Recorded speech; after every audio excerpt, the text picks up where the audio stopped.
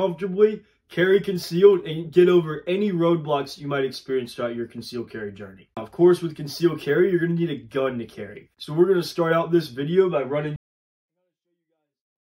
the smallest gun that we have here. This is a Smith & Wesson Bodyguard, really tiny gun, like literally the size of my hand. And then you have more of the subcompact models, like a SIG 365, M&P Shield, and Glock 43X. Then you have more of what's called a compact, which is like a Glock 19 or a Hellcat Pro. And then you're going to come over here to full-size guns, also known as duty guns, like the Beretta 92 or the CZ P07. This is a P07, which is technically compact. For the sake of the video, we're calling it a full-size because it's still huge. I really like to carry more of a subcompact frame. It's plenty big enough on the grip to where you can get a full grip on the gun, but it's not so big down here on the bottom to where it's going to goes. This is a Glock 43X. You get 10 rounds standard plus one in the chamber. And when it comes to actually shooting this gun, I find it to be enjoyable. It is something I enjoy shooting. Now, it's not quite a range Cadillac like a full-size Glock 17, but it's definitely still fun to shoot at the range. It's still accurate. It's not too much recoil. And you can definitely go to the range and have a fun time with this, as well as carrying it pretty easily because, as you can see, it doesn't take up like my whole waistband like the Beretta 92 would. It's relatively light. Popular guns that we find our customers love: the SIG 365, the M&P Shield, and this Shield also comes in a Shield Plus variation, which is pretty much the same gun as far as frame size goes. It's just going to have a little bit wider of a grip because the magazine is what's called stack and a half, meaning instead of there just being one line of bullets, it's actually kind of staggered on top of each other. So I believe with the Shield Plus, you get 13 rounds versus that 7. And then as we talked about previously with the Glock 43X, you're going to get 10 in the mag, 1 in the chamber. What I just gave you are just guidelines. I don't want to give you this has to be the gun that you carry. This is the greatest gun for concealed carry. I recommend a subcompact frame just because I find that's what most people prefer, but it's not the say-all end-all. Now, when it comes to shooting the gun and seeing if it actually performs well in your hand, go to ranges. A lot of ranges have rental guns. Like in my area, the Caliber's gun range, for example, I believe it's $10 to rent guns in their rental case. And you can rent as many guns as you would like for that $10. But now just kind of a overall rule, just to kind of go back over it. Smaller guns, easy to conceal, less enjoyable to shoot, a little harder to learn on. Bigger guns, harder to conceal, less enjoyable to carry, but more enjoyable to shoot and easier to train with. Alright, now that we've kind of broken down what gun might work best for you, or maybe you already have a gun that you've decided to carry, let's figure out what holster is going to work best for you and the features that you're going to want to look for. Really, for what we're getting into, they'll be streamlined and easy to understand. And that type of holster is going to be an inside waistband style of holster. Reason being is, one, it's inexpensive compared to like drop legs or shoulder or chest rigs. So it's a very easy barrier to entry, as well as it's very easy to conceal because it's behind the strong side back draw. And we'll go over what the best carry positions are going to be. So this is leather. Well, this is a hybrid holster, which is where you have Kydex on the front and then leather on the back.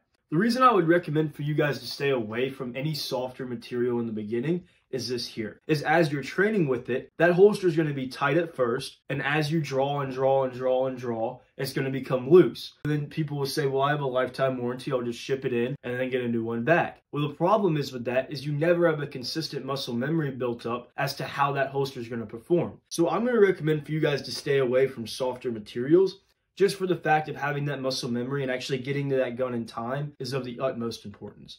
And when you're first getting into concealed carry, I really want it to be as easy and as straightforward for you to get into as possible. They're not that big holsters actually for this tiny little bodyguard. And then tighten everything back up. So you don't get a lot of convenience there. So what's a good clip that you would want to go with? Well, there's some single clip options that are better than others. Like for example, this one here is kind of just like a soft plastic clip, which this is really flimsy. Ultimately meaning that, you see how there's a gap underneath this? When this is actually on the belt, this would be easy to just slip off. Now there's also other clips like these here. These are like a really thick plastic clip. When you go to draw with this thing, I'm very confident that this is not going to just come up. So they're not flimsy, they're not flexible, they're going to give you that durability on the belt. But the problem is with that is that when it is on the belt, it's a lot more likely to have a gap. Well, if you're wearing a tighter shirt, that just makes it a lot more likely for that holster to print through. So here's ultimately the of this point here and this point here. So it kind of gives you the benefit of a double clip because there is actually 2 points of contact on the belt. Definitely going to give you a consistent, reliable draw. But when it's drape over, And when you draw, it's a very consistent, reliable draw due to the fact that it has those 2 steel clip points. You're going to see some of these holsters have these sweat guards is what they're called, which is pretty much this extra piece of Kydex that comes up and covers the back. So the holster is pulling away from the gun that's up against the side of your body. This material piece is going to be what's jabbing up against you. Here's a holster that doesn't have one. With it not having a sweat shield, it's just cut right there at the trigger guard. Ultimately meaning that there's no piece up here that can jab you. Because anytime that you see a holster with anything sticking out past the frame of the gun, that's just something additional that could push into you, right? Sight channels, trigger guards, anything past the barrel, ambidextrous clip options, all these things could push into you. So when you have a holster like this here, there's nothing custom to what your hand preference is, and everything's crimped to the center, that's going to be a very comfortable holster option.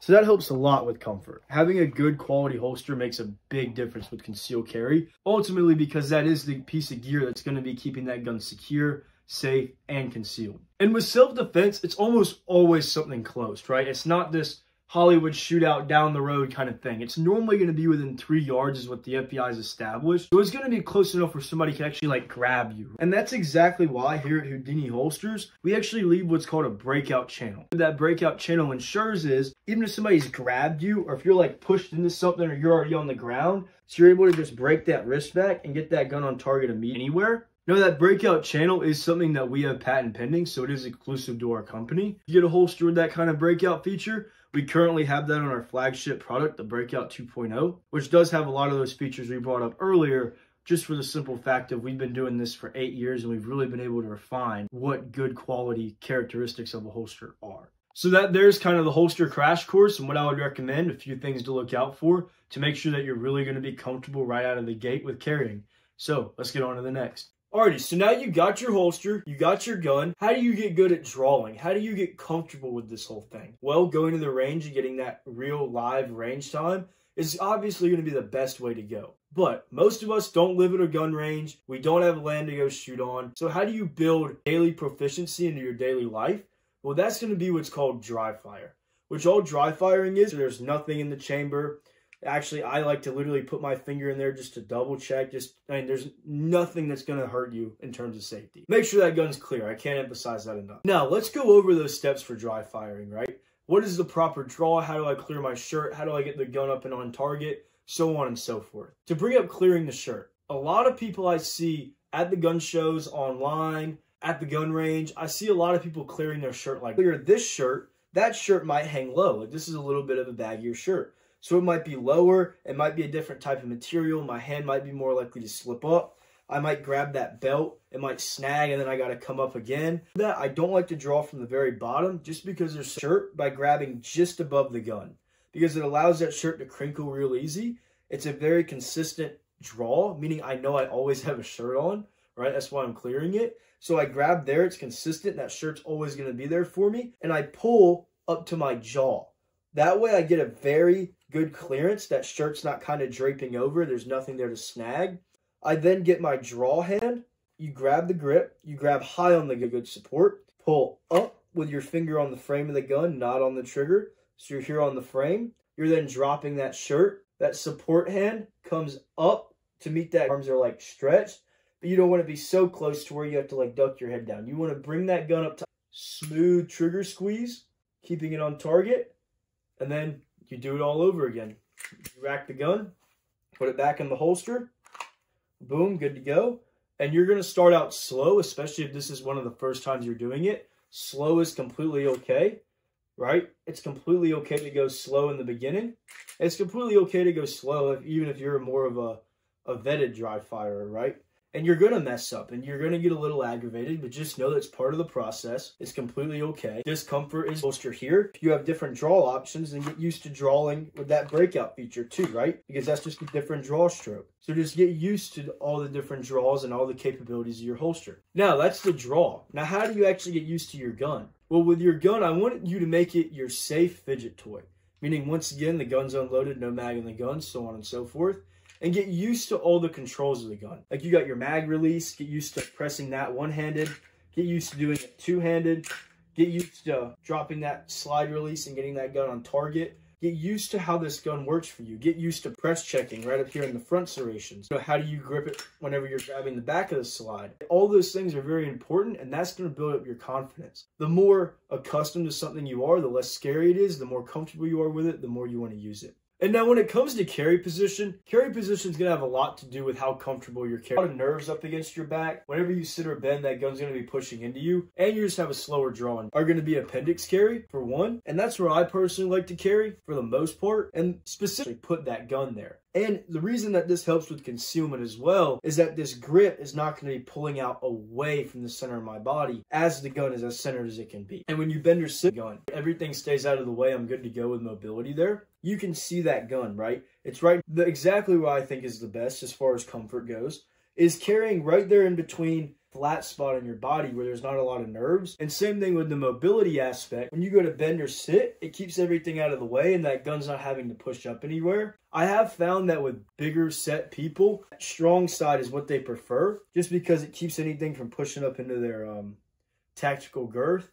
So that way when it's over here, when you go to bend or sit, you're on the next thing. Now, this part of the video is going to be about how to stop printing, which all that printing is that when it's concealed carry, meaning the whole part of it is to keep the gun concealed. Now, when it comes to concealment, what you actually wear is going to be a big part of how well that gun can conceal. Thinner material athletic clothing, like this here, it's super thin. You might even be able to see through it on camera. It's going to be very light off. The eyes are up here for the most part, not down here. And as well as this is a darker material, which means it's going to be less likely for something to print through. And on top of that, you have all of this here to help break up indentation.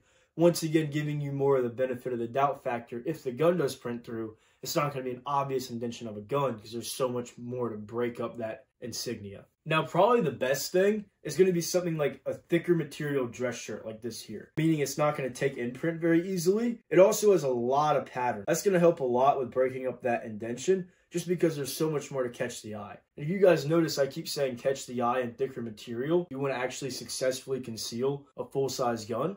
One of the biggest things is going to be that gun, or like to wear tighter fitting clothing. That concealment claw is probably going to be the biggest benefit you can get. Now, let's say you don't like the concealment claw. You don't like that added pressure up against you. You don't like that gun pushing into you, and you still want that extra concealment. Then that's the kind of person that's going to really like this adjustable cant, which is what I personally prefer. The reason is that adjustable cant, going back to if that gun's printing, is probably from that grip poking through because it's pulled away from your body. So that adjustable cant just brings that gun more centered to your hip. It's a lot easier for that shirt to just drape over and you're good to go. Now, if you're just starting to carry, you might wonder, should I carry the one in the chamber? Should I not carry the one in the chamber? Is it dangerous to carry the one in the chamber? I would address this to say you absolutely want to carry the one in the chamber. Because when you draw a gun, you're drawing that gun because it is the most extreme, really bad hit. You might even hit from behind. You might have multiple guys against you. And you might only have one arm available to be able to use that gun, which is exactly why it's so important for it to be able to be used in any situation. Now, if you're not comfortable with that now, I understand. And here's a few ways for you to get comfortable with it. Here's the best analogy that I've ever been told when it comes to getting over that one in the chamber kind of timidness. And that is this here. When you're trigger back and it goes bang. So think of it like this. When your gun is here, this is safety off. When your gun is in the holster, this is safety on. Think of your holster as the safety, and that makes everything much, much easier. Because then you're not thinking, oh, I got this thing right above Big Al. Is it going to blow it off? It's not. There's just no way for that gun to go off. And when it comes to first getting into concealed carry, I want you guys to make this as easy to get into this habit as possible. So what I would suggest is have this gun and holster in a safe area, of course, but have it in an area that you know you're going to have to pass by whenever you're leaving the house. And for me, I leave this on my nightstand where I keep my wallet and my keys. I got to have those two things to go out through the day. And then the third thing is my gun and my holster. So that way I don't have to go to the safe, hit the button, undo all the stuff in the safe, grab the holster separately, and then start having a gun on you every day for the rest of your life. So just know, the more you wear it and the more you have it, the easier it's going to be for you to carry.